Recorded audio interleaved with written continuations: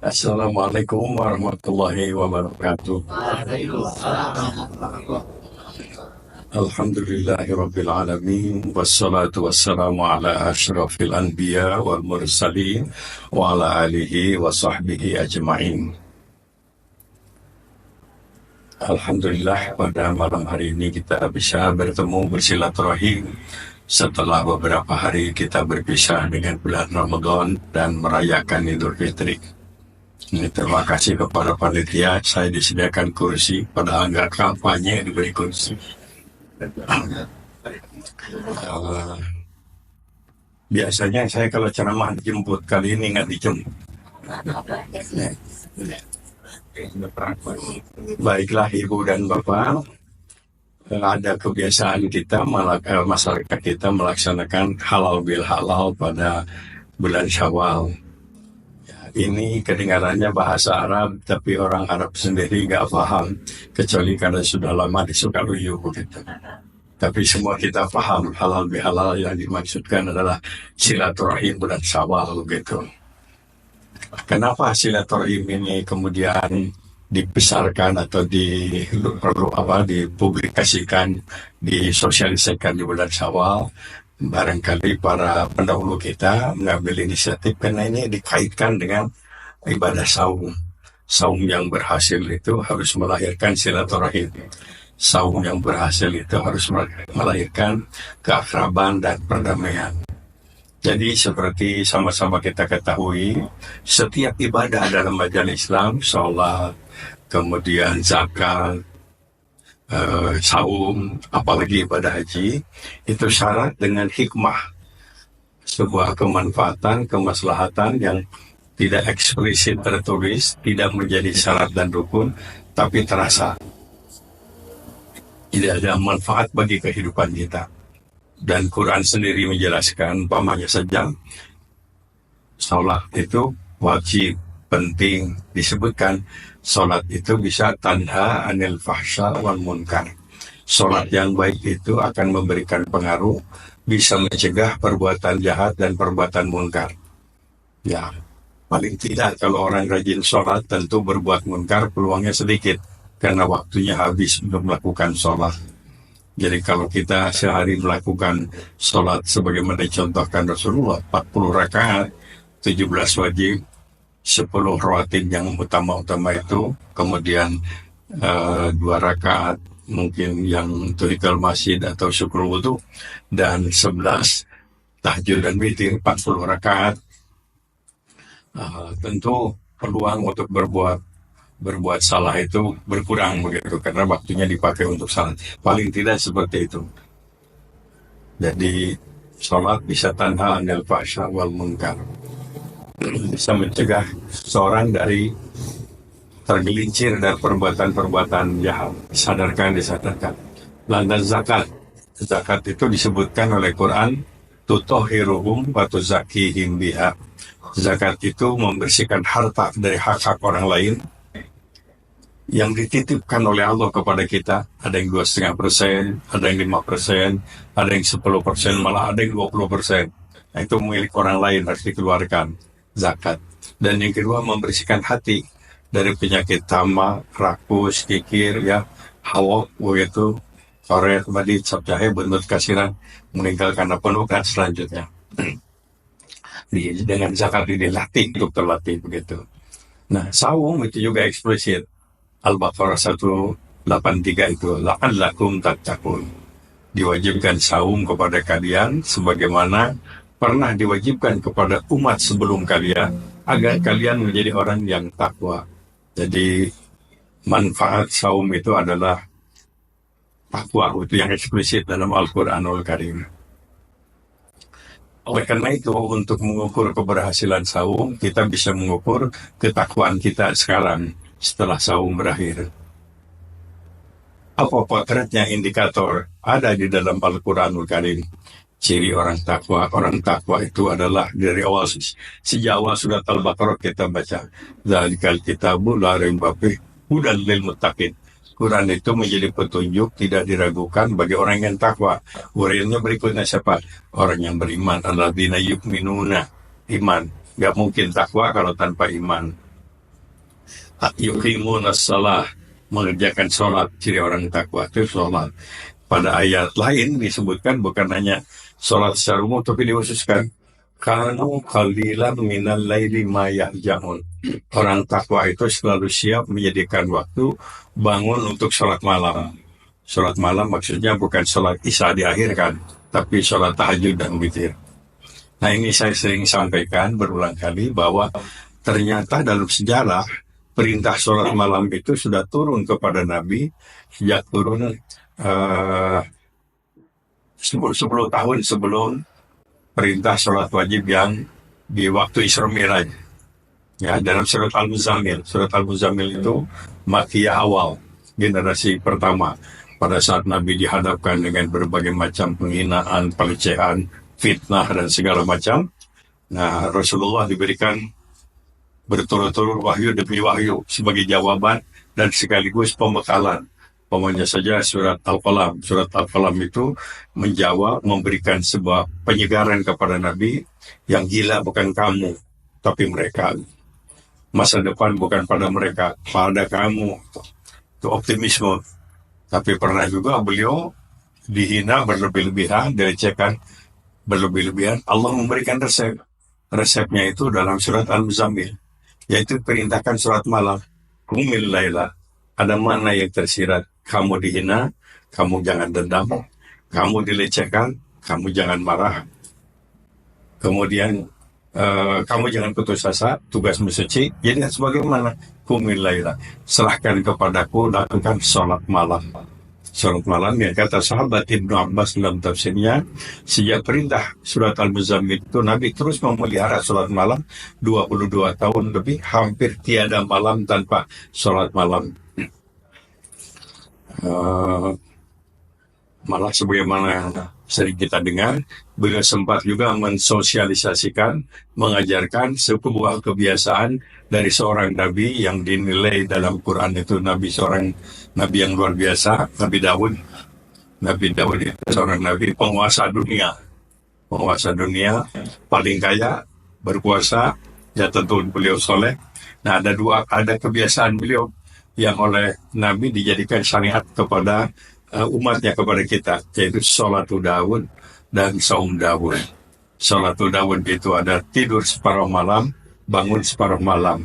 Yang oleh Nabi disesuaikan mungkin dengan kondisi umat, tidak separuh malam tapi cukup sepertiga malam untuk yang mulai. Sedangkan untuk saumnya, oleh Nabi diamalkan menjadi melarang saum wisol. Saum wisol itu tiap hari saum selain Ramadan, oleh Nabi dilarang. Pahalanya tetap swala tiap hari, tapi dilakukan dengan saum Daud. Sehari saum, sehari tidak. Ya, tentu saum Daud tidak boleh dilakukan di bulan Ramadan, ya. Harus di luar Ramadan. Nah, Nabi Daud itu membiasakan sholat malam.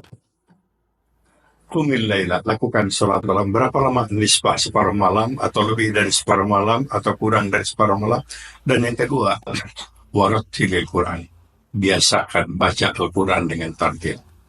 Apa janji Allah? Inna sanulqi alaika qawlan thaqila. Kau lakukan sholat malam, kau biasakan tartil baca Quran, aku akan berikan karisma. Karisma bil kasyaf. Karisma bukan karena gelar, bukan karena kekayaan, bukan karena jabatan, bahkan bukan karena darah biru, tapi karisma yang diberikan oleh Allah Subhanahu wa Ta'ala bil kasyaf. Inna nasyi'atal laili hiya asyaddu wat'awwa wa muqila. Bangun di penghujung malam itu paling dalam besarnya untuk menumbuhkan iman dan memantapkan rohaninya. Potret takwa adalah salat malam. Nah, selanjutnya disebutkan dalam ayat awal Al-Baqarah, potret orang yang takwa itu wa mimma razaqnahum yunfiqun, selalu senang berbagi kepada orang lain. Kalau kita diperintahkan untuk selalu berbagi, artinya kita harus bisa siap mandiri. Tidak bisa kita berbagi kalau kita tidak mandiri. Oleh karena itulah,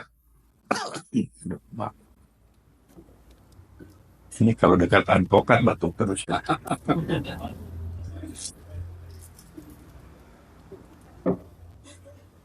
Dapat. Asik.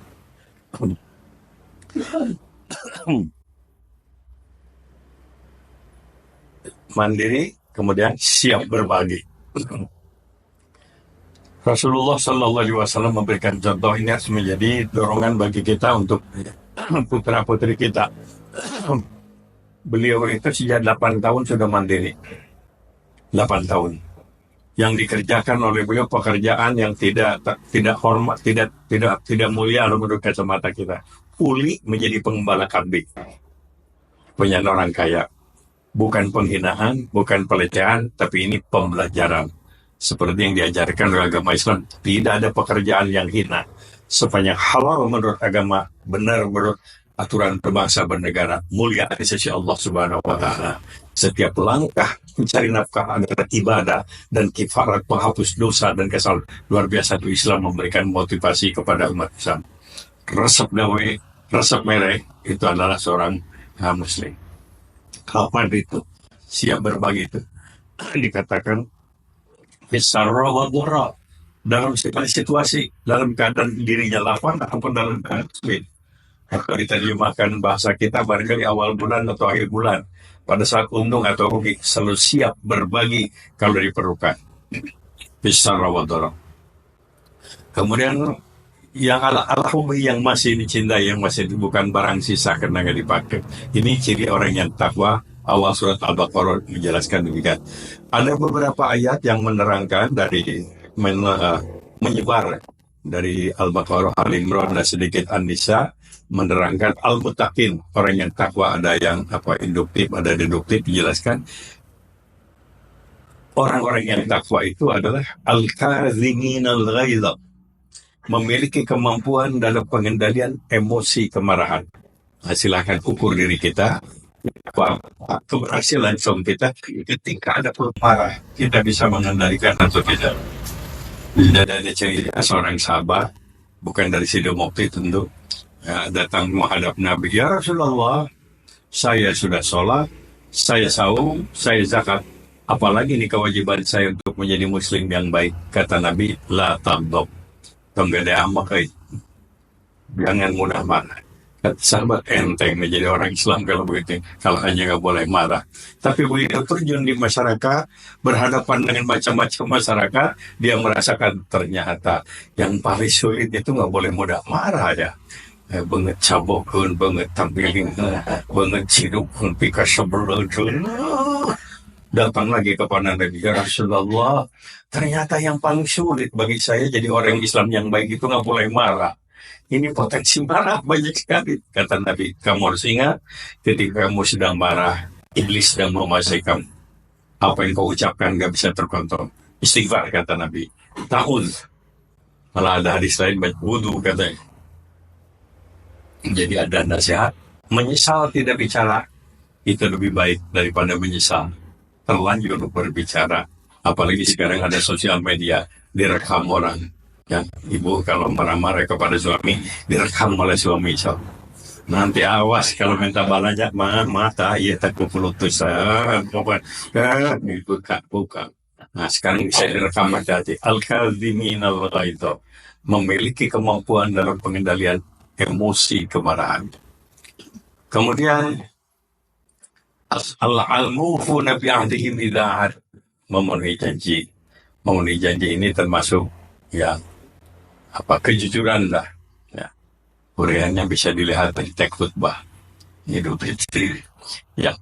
Kemudian ada al-afina 'anin nas, yaitu selalu siap memaafkan orang lain. Ini salah satu ciri orang yang bertakwa, hasil ibadah sombong, tidak menjadi pendendam. Al-afina, maka lahirlah kita baca dalam sejumlah hadis pesan-pesan Rasulullah Sallallahu Alaihi Wasallam tentang silaturahim yang menjadi tema bahasan kita.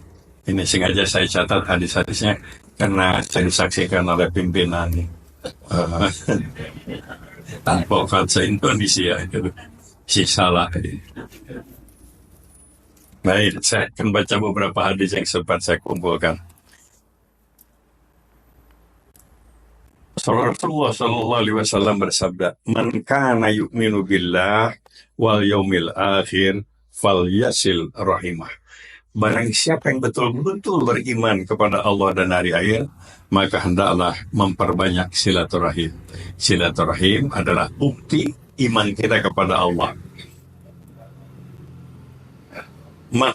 Rasulullah Sallallahu Alaihi Wasallam bersabda, barang siapa yang ingin dilapangkan rezekinya, dipanjangkan umurnya, perbanyak silaturahim.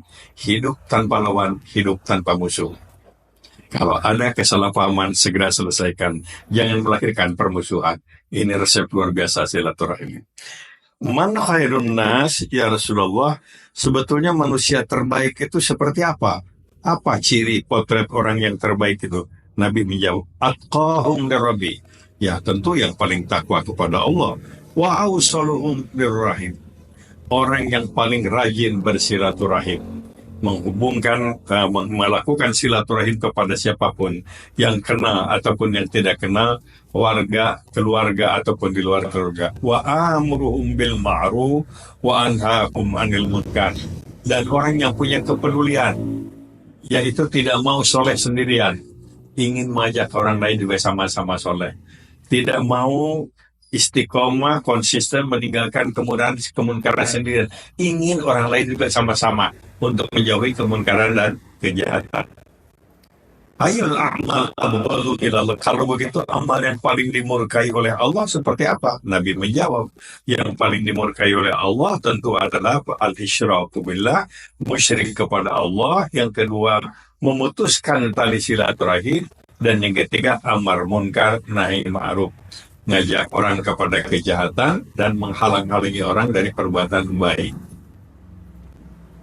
Beliau bersabda, inna sadaqah wa silaturahmi, sedekah dan banyak sedekah dan silaturahim akan memberikan umur yang panjang dan berkah, wafat dengan husnul khatimah, serta mencegah adanya kebencian orang lain kepada dirinya dan memberikan ketentraman dan kesehatan diri. Begitu hadis menyebutkan.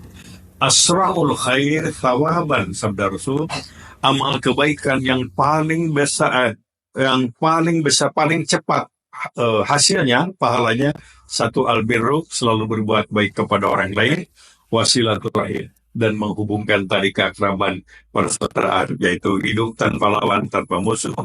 Wa asyra'u syarri uqubatan, dan perbuatan jahat yang paling cepat dampak akibatnya adalah az-zulmu, berbuat zalim.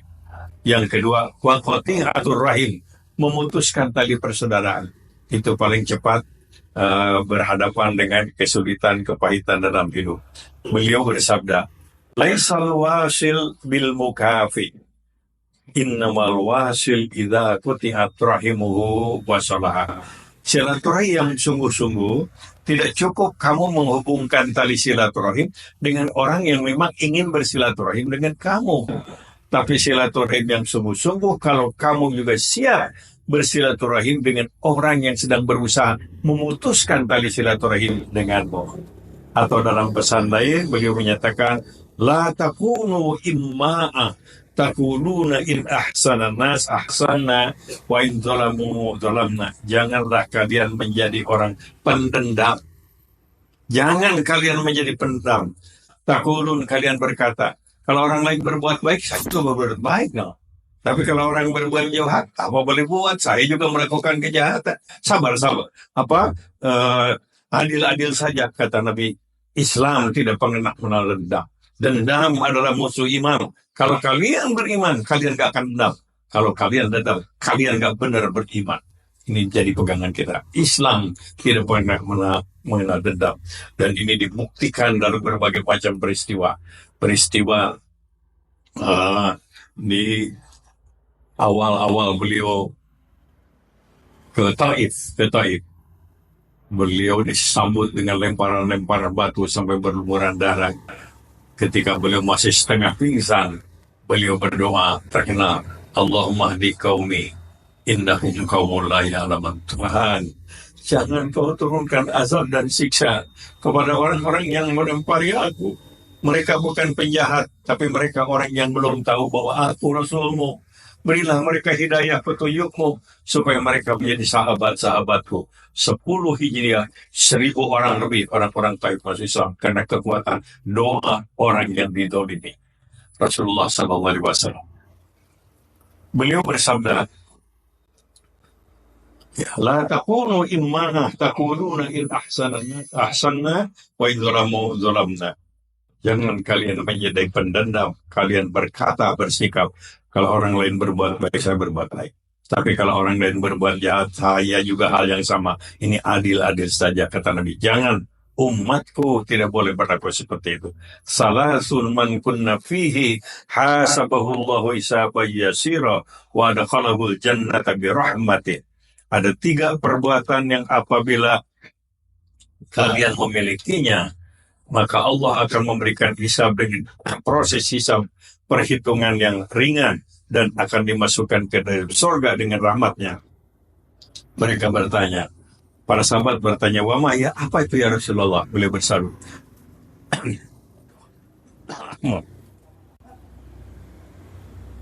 Tu'ti man harmak. Kalau kamu sudah siap menolong orang lain yang tidak pernah mau menolong kamu. Kalau menolong orang lain yang banyak menolong kamu, itu balas jasa. Yang kedua, watasil man qata'. Kalau kamu sudah siap menghubungkan tali persaudaraan dengan orang yang membenci dan memusuhi kamu. Kalau siap bersilaturahim dengan orang yang baik kepada kita, itu biasa. Wa ta'fu amman zalama. Kalau kamu sudah siap memaafkan orang lain yang berbuat zalim dan teraniaya terhadap dirimu. Diulang lagi, Islam tidak pernah mengenal dendam. Dendam adalah musuh Islam. Akhbirni ya Rasulullah bi fadilil a'mal. Rasul, ajarkan kepada kami amalan-amalan yang punya fadilah, keutamaan. Kalau kami lakukan menjadi manusia yang utama di sisi Allah. Rasul menjawab, faqala silman qata'.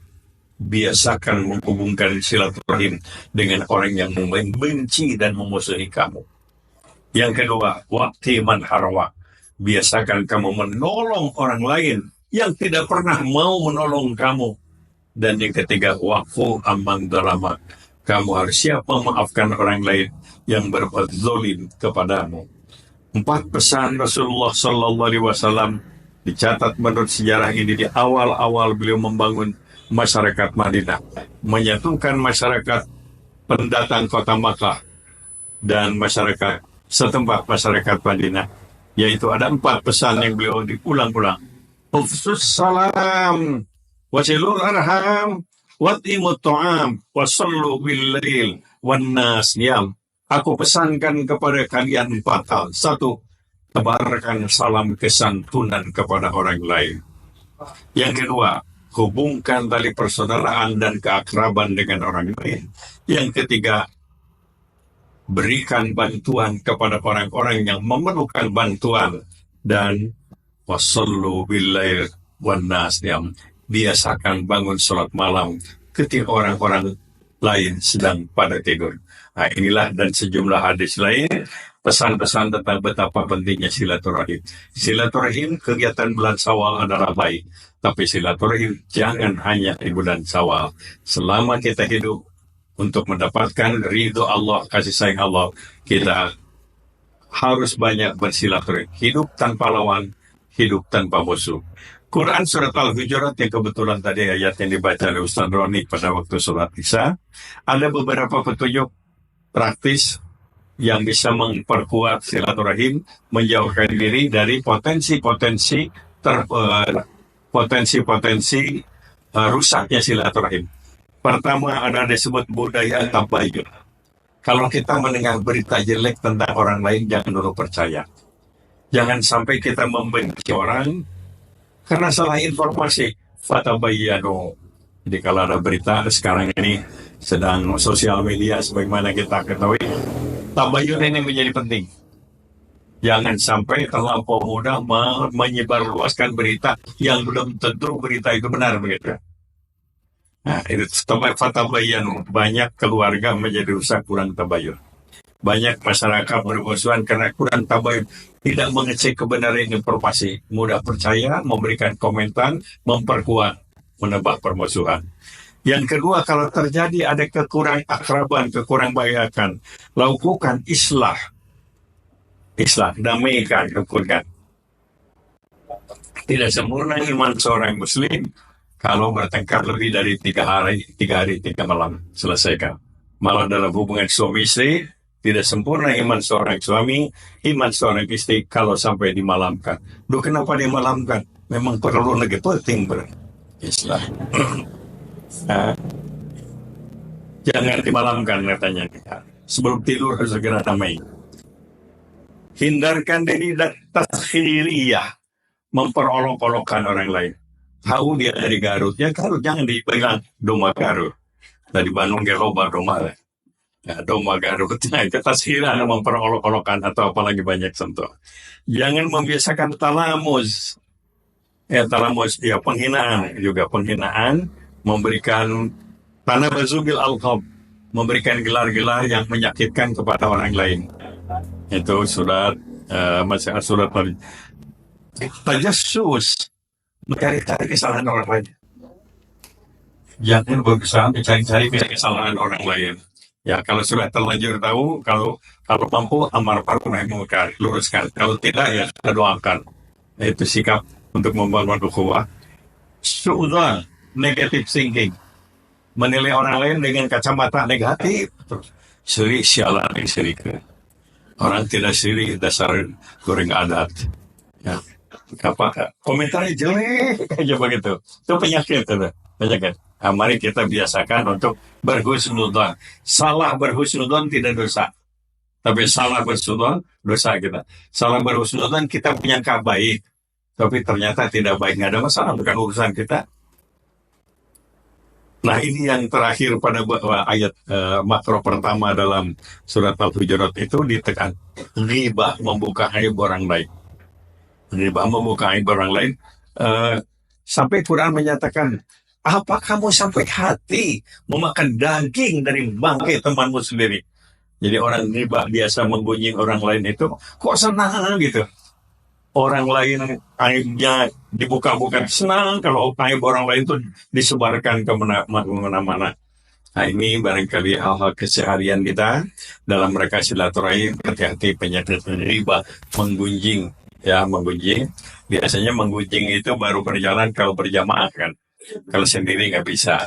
Maka resepnya mudah. Kalau ada ibu punya teman senang yang menjelek-jelekan orang lain, ya coba tadi punten teh ataupun teneng abdi aya peryogi tinggalkeun. Ya kalau sendiri begini nggak sehat. Kalau sendirian ghibah itu nikmat kalau berjamaah. Ya kalau berkumpul ahli ghibah maka berjam-jam tidak cukup waktunya, senang gitu. Nah, sampai keriting bibirnya ceritakan batu. Nah, ini surat Al-Hujurat, semanti dibaca lagi dari ayat 13 mungkin sampai ayat berapa sampai 1 ain. Kemudian selanjutnya dilengkapi dengan hadis riwayat Muslim supaya silaturahim ini tidak hanya teori, ada yang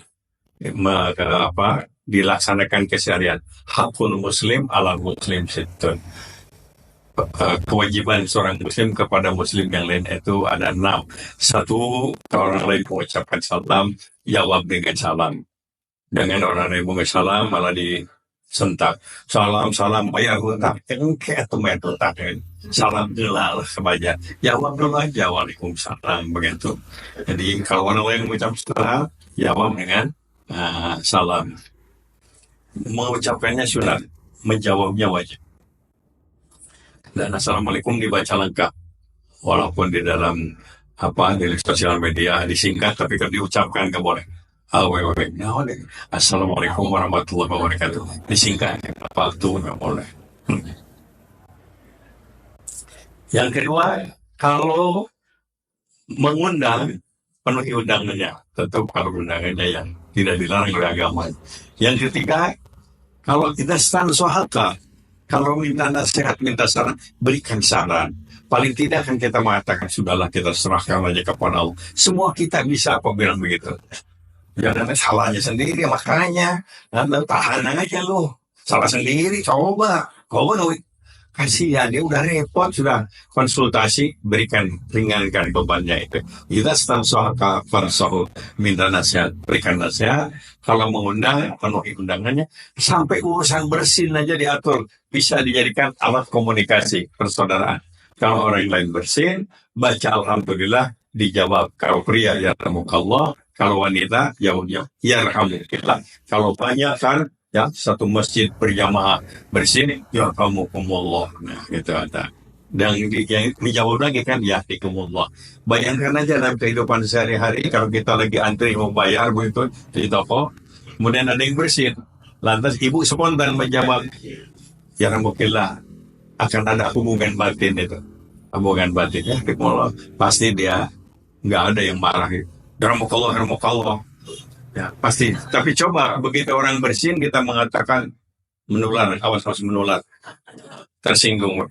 Ini luar biasa ajaran agama kita, soal-soal yang teknis kecil, semuanya adalah untuk membangun ukhuwah bersilaturahim. Kalau sakit, kunjungi, jangan memberatkan, ini penting. Memberatkan dalam arti ucapan, sakit apa? Sakit ini. Biasanya kalau tetangga saya 2 hari juga langsung ini. Harunya turun segeri.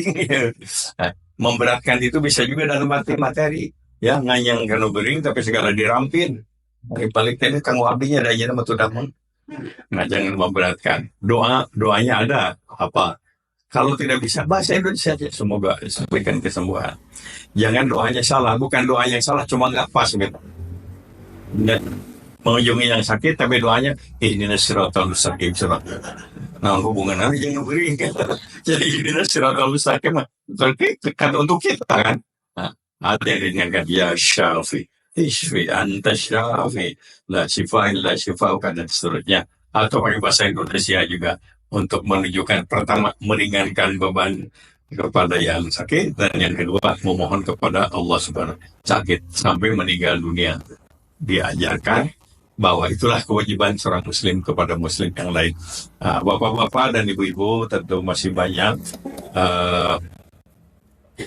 pesan-pesan dari Rasulullah SAW bahwa kita harus membangun silaturahim, dan mudah-mudahan silaturahim yang biasa kita lakukan di bulan Syawal ini menjadi punya semangat ukhuwah persaudaraan sesama kita. Hidup ini bahagia kalau hidup tanpa musuh dan tanpa lawan. Semuanya bersahabat, semuanya adalah akrab dan baik. Barangkali ini yang bisa saya sampaikan. Saya tahu banyak yang belum makan malam dan sudah disiapkan oleh Pak Efran. Mari kita, ini doanya oleh saya oleh. Baik, kalau gitu kita bersama-sama sejenak berdoa. Alhamdulillahirabbil alamin. Allahumma shalli wa sallim ala sayyidina wa ala alihi wa sahbihi ajma'in. Amin ya Allah ya rabbal alamin.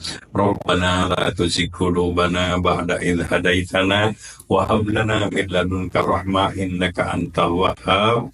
Allahumma arinal haqqa haqqan warzuqna ittiba'ah al-batila wa sunnah Rabbana la tu'akhidhna in nasina aw akhtana Rabbana wa la tahmil 'alaina isran kama hamaltahu 'ala alladhina min qablina Rabbana wa la tuhammilna ma la taqata lana bih wa'fu 'anna waghfir lana warhamna anta maulana fansurna 'alal qaumil kafirin Rabbana hab lana min azwajina wa dhurriyyatina qurrata a'yun waj'alna lil muttaqina imama Rabbana atina fid dunya hasanah wa fil akhirati hasanah wa qina 'adzabannar subhana rabbika rabbil izzati 'amma yasifun wa salamun 'alal mursalin walhamdulillahi rabbil alamin. Amin ya Allah ya rabbal alamin. Kurang lebihnya mohon maaf yang sebesar-besarnya. Wassalamualaikum warahmatullahi wabarakatuh.